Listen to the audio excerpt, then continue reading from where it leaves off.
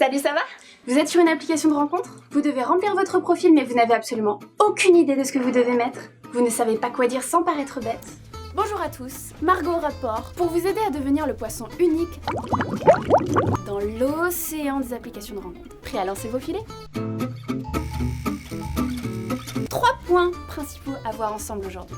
Numéro 1, la photo de profil. Insistons donc sur les photos de profil. Il s'agit du premier point de contact que vous aurez avec votre crush et c'est pour cette raison qu'il ne faut absolument pas négliger cette étape.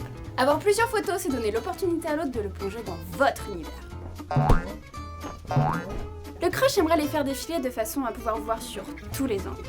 Évitez donc de n'en mettre qu'une seule. Quelques questions se posent donc. Qu'est-ce qu'une bonne photo de profil? Quelle photo est à mettre en premier? Y a-t-il des pratiques rédhibitoires? Eh bien vous faites très bien de le demander. Tout d'abord, une bonne photo de profil, c'est une photo de profil qui vous ressemble. Merci Captain Obvious, si je me prends en photo, je me ressemble. En premier, pensez à mettre une photo centrée sur votre visage avec une bonne luminosité. On note toutefois que pour les hommes, il est recommandé de mettre une photo qui a été prise par un ami.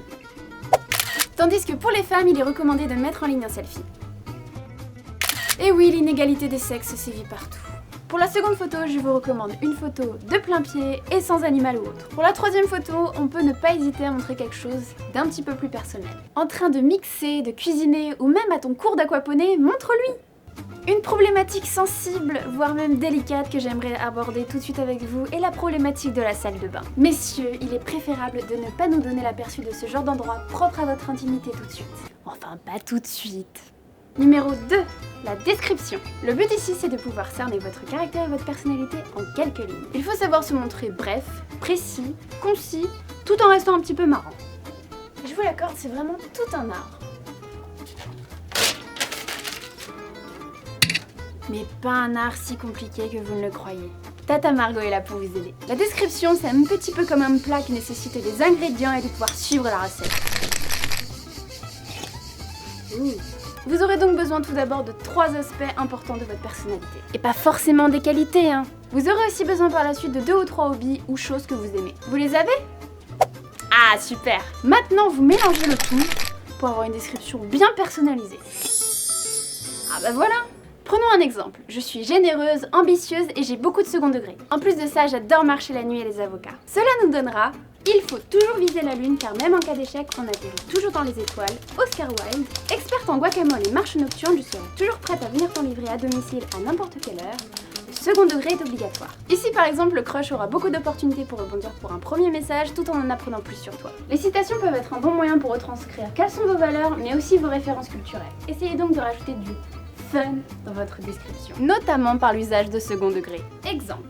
J'ai beau être grand, l'important pour moi c'est de toujours garder les pieds sur terre. Attention, il y a des copyrights pour celle-là. Ce qui est bien aujourd'hui avec les applications de rencontres, c'est que tu peux y relier ton compte Instagram ou même ton compte Spotify maintenant. Tu augmentes ainsi tes chances de pouvoir trouver un point commun avec lui. Mais aussi un sujet de discussion. Dans le cas où l'artiste en question passe dans le coin, ce sera une bonne occasion pour pouvoir l'inviter en rendez-vous.